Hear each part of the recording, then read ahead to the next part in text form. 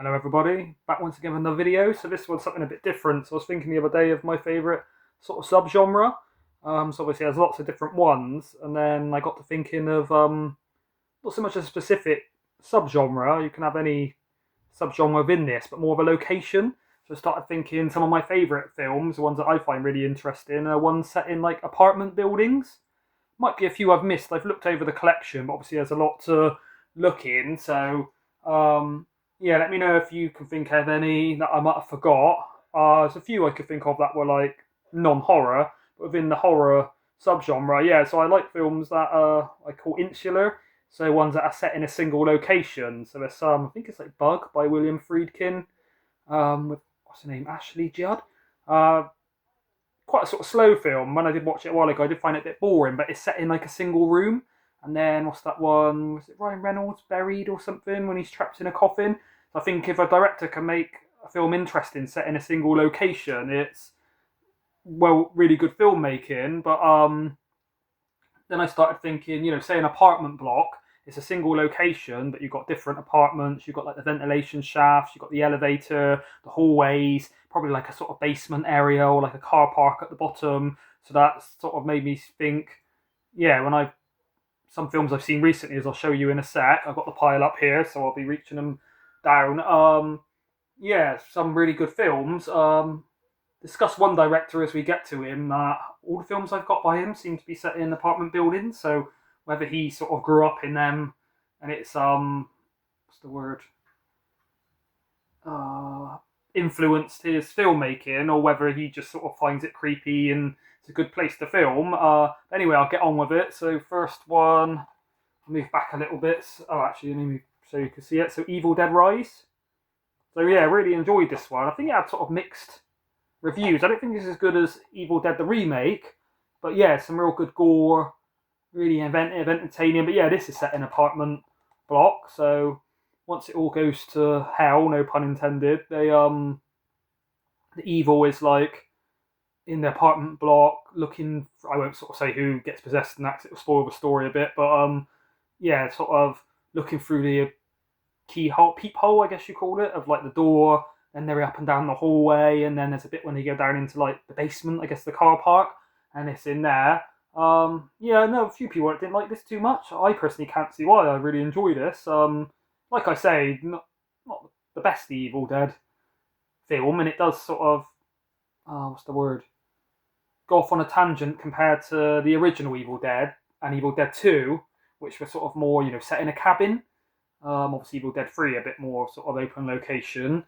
But yeah, I really enjoy that one. And yeah, I like the way it sort of makes use of the apartment building. Right, I'll put them over that side when I spoke about them. Then we've got Demons 2.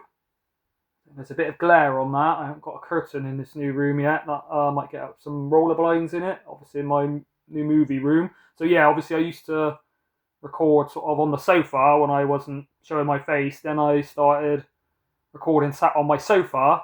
I thought, now I've got this room, nice to have the background of all the films and stuff. So yeah, I've started. Hopefully it's like a good height, you can see it properly. Obviously I'm standing up doing it, so thought that'll hopefully get me to make the videos a bit shorter, so I don't go on for like 40 minutes or whatever my 31 recommended Halloween tag video from Marcus was. Yeah, so obviously the first Demons is set in a cinema, which I really like and is a really good location for it. But yeah, this one's set in a apartment building. Really crazy gore, really nice 4K Arrow edition. So I've got Demons 1 and Demons 2 on these 4K. A while ago they did come out in like a double box. Same kind of thing. I think they're both same releases individually, but they come in a sort of box with both of them in. So I kind of wish I'd got that, but I didn't. But I'm happy with these two. I think I got them in the Arrow sale, reduced from 25 to about 18. But yeah, really good gore, Italian. Is it still Mario Bava? Obviously he directs the original Demons. Doesn't really say on the back, but I think it's still it's an Italian horror. Doesn't say, but yeah, let me know if anybody knows. But I think it's still Mario Bava. Next, you got Candyman. So it's an apartment building, and it's called Cabrini Green, which I think is a real place or based on a real place. I mean, it's still active. It kind of looks abandoned, but yeah, the what's the word? The set dressing, I guess you'd call it, of how the buildings all run down with graffiti everywhere. Really adds to the sort of urban atmosphere. And then obviously Candyman, the legend of him is sort of haunting the apartment buildings. Everybody's talking about it. But yeah, there was a thing in America in I think the 80s or so where the government would basically create like social housing, but it'd be a real shithole, and they call it like the projects. I guess it was like a project to like see how people lived in them, and there'd be like high-rise buildings in like a sort of blocks, usually with a courtyard, and poor people. I mean, to be fair, they did usually put a lot of black people into the projects. Don't actually know if this is. I'm guessing it's like Philadelphia or maybe Detroit or Baltimore. I mean, it's a very rough place. Sure, everybody's seen Candyman, but yeah, where the others, the people are sort of trapped in their own apartment and they're trying to get out or go into the hallway. This one, the lady Helen is trying to do like a dissertation on urban legends, so she goes exploring the apartments, and some of them are abandoned and that. But yeah, really good film. I guess it's a slasher. I always class it as like my favourite slasher, probably. Well, Halloween up there, but my favourite modern one. And then you've got Wreck, which for me is the epitome of these sort of set in an apartment building. So yeah, it's like I think it's like a television crew. Main woman in it, I don't know if it says her name, is set in Barcelona on a night shift. Can I see her name? I guess it's Manuela Velasco, it says on the back, but yeah, she's really pretty nice to look at. Really well made film, really creepy, some disturbing imagery. But yeah, I think the like apartment building's got an infection, so it kind of gets locked down.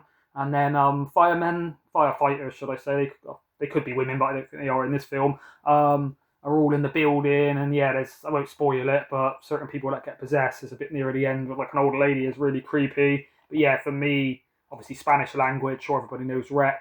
Take my finger off so you can see it's the Arrow release with a nice slip cover.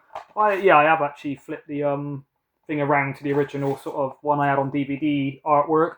But yeah, to me that is one of the best and really utilises the apartment building well. I mean, in England, we call it a block of flats, or at least I do. I live in a block of flats, not high-rise. It's only like 3 floors high, like 12 flats within. Anyway, on to Basket Case. This is it's kind of a bed and breakfast, but it's not like a proper bed and breakfast. It's more like some landlord owns like a kind of seedy, like, apartment building, and he's like renting out the rooms and stuff, but yeah, directed by Frank Henenlotter. It's kind of really like grimy, set in New York, yeah, in the Big Apple. I'm guessing it's like Brooklyn rather than like Manhattan. Won't sort of go into it too much, as I'm sure people know, but basically it's I think is he called Dwayne? And then he's got Dwayne Bradley, and then he's got a brother called Belial. I won't tell you too much about his brother because that's part of the sort of story, but yeah, really sort of the way it shoots, or should I say the way they film, the cinematographer films New York, especially around the main sort of streets with like the sex shops and sort of, what do you call them, like peep shows, sort of porn cinema things, really sort of paints a grimy picture of New York. And yeah, the sort of building they stay in, really grimy and nasty. So yeah, not 100% an apartment. I think it is kind of a bed and breakfast, but it basically is an apartment building, or at least I think that's in the story, or maybe they film it in an apartment building because it's easier. Then you've got Dark Water by Hideo Nakata. I think he also directs The Ring. Yeah, this is about a woman and her daughter move into an apartment building.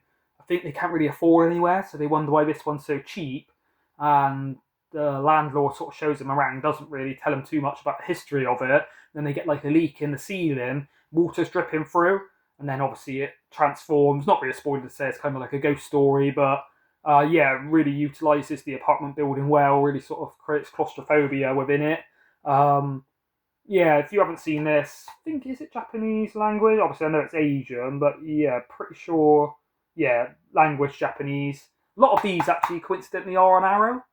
Few aren't, but yeah, it seems, I'd say half of them are on Arrow, so Arrow must really like putting out their apartment horror films. Don't know if it's a coincidence or they sort of, I wouldn't say look for those, but then you've got Troll 1, so, or just Troll, I guess. Kind of a fantasy horror, but yeah, it is set in an apartment block. And it's not a spoiler to say, but the troll does start taking over the apartment building, and he's growing like vines and stuff all in the building, and people can't get into the rooms. I think it stars young Jennifer Aniston. See if I can see. Show me her. Can't see it on the back. Somebody let me know. I know it. I swear it was Troll. Maybe I could get another film similar to this, but yeah. So this is set in an apartment building, but rather than just a killer being on the loose in the apartment building, or a ghost, or sort of zombies, like say in Wreck, it's kind of more like a fantasy, yeah, where the troll's taking over the building and growing all of his plants and stuff. Let me check. I'll get the other ones. There's three, I think, from one director, so I'll put them all, together, talk about them. Then, I guess this is what you would call a block of flats, because it's set in England, so cold light of day. So I think Marcus, X-File 2708, did mention this on his, maybe I showed it in the collection, I can't remember how he said about it, but yeah, on some of the comments or something, he said he really enjoyed this. Like I've said before, one of the most grainy films I've ever seen. It's been upscaled into Blu-ray.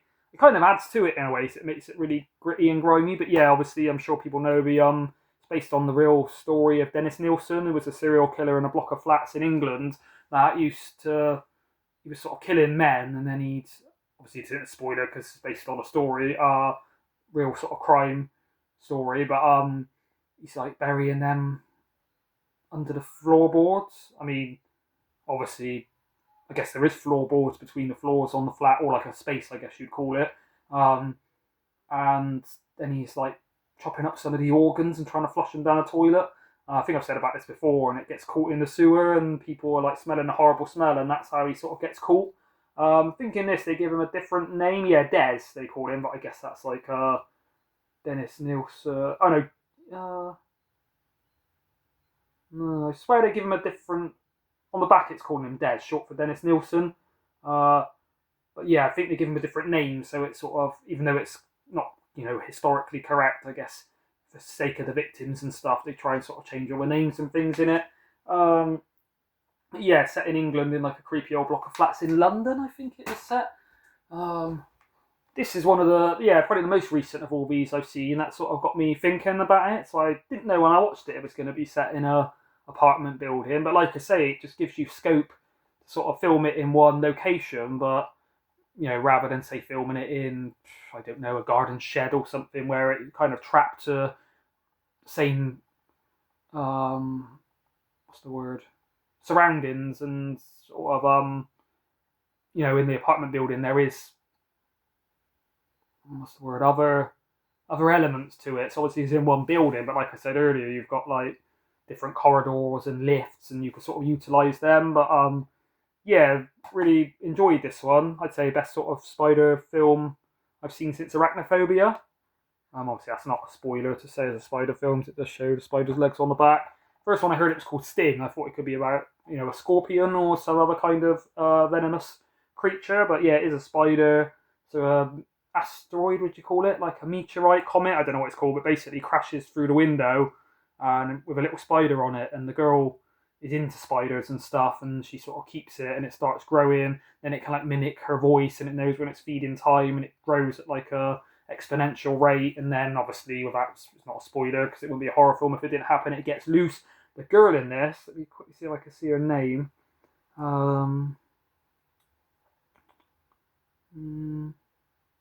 Guessing it's Alia Brown. I mean, there's a few ladies, but yeah, she's really good in it. And then also her name in it is Charlotte, which I thought was quite a clever reference to Charlotte's Web. I'm assuming that's what they've gone with, and that's not a coincidence. But yeah, if you haven't seen this one of the best horror films other than Abigail I've sort of seen this year. Don't know if it came out this year in cinema and that, but I've got it on Blu-ray. Oh yes, it does say 2023, but yeah, I picked it up on Blu-ray a few months ago. Yeah, really enjoyed that. Really fun sort of creature flick. Getting near the end now. So then you've got Shivers, David Cronenberg. So yeah, this one set in an apartment block in Starliner Island. Luxury apartment block.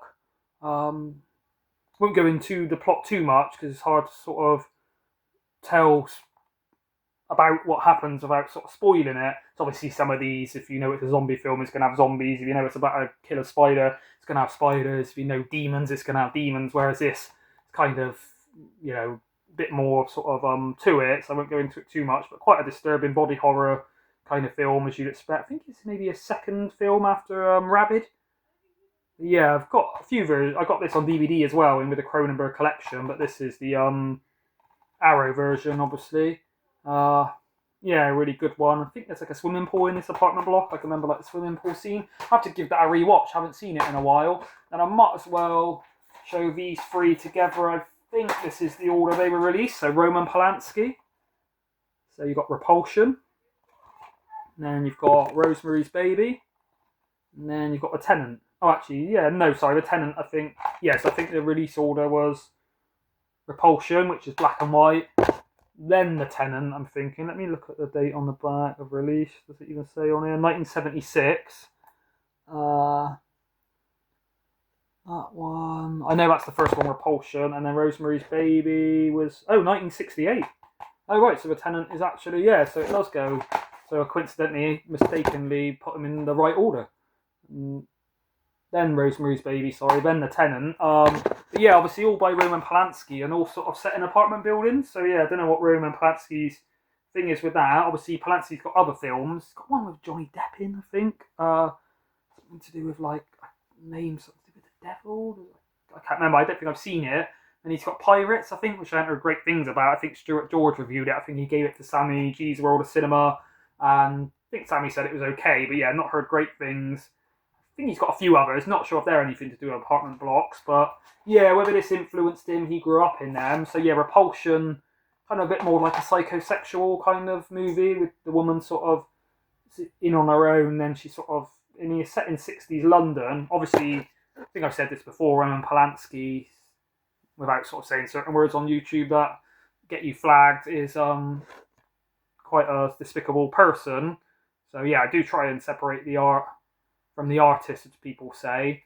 And then The Tenant, really like this one, really creepy.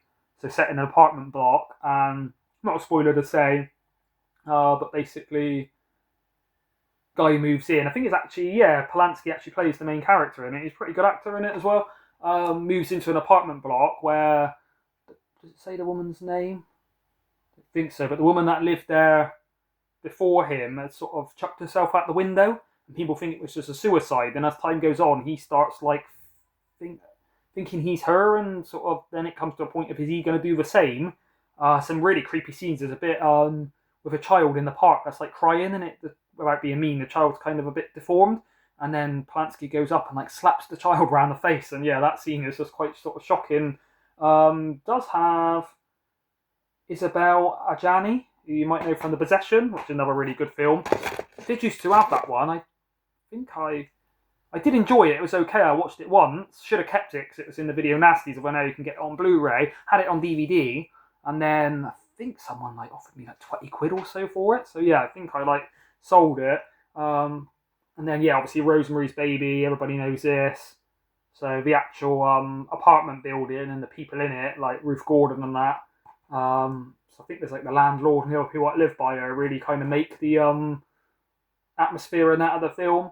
Yeah, classic, I would say this one is. Obviously, there's more to it than just the apartment block. There's kind of the sort of, it's not a spoiler to say because obviously it's called Rosemary's Baby, but she's pregnant with a baby and everybody's falling over her and she gets paranoid, and it's a kind of story of, are these people up to something sinister? Why are they taking such an interest in her unborn baby? Or is she paranoid? And I guess it's sort of maybe a riff on like pregnant women, not just with hormones and stuff, but I guess having like a baby inside of you maybe is kind of scary that you're carrying a life form, should I say.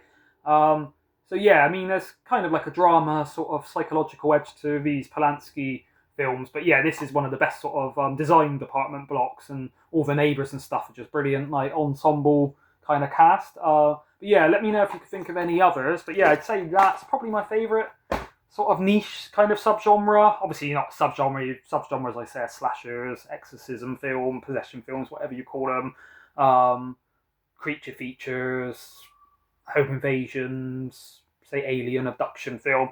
They're sort of the subgenre. Where, yeah, I guess it's like a subgenre within the subgenre, like a niche. Thinking of doing one of hotel, one set in hotels. Think about 5. I might find more when I look through the collection, but yeah, I think of about 5 or so off the top of my head. Obviously, without spoiling it, some like The Shining are quite obvious, and there's a few sort of deeper cuts.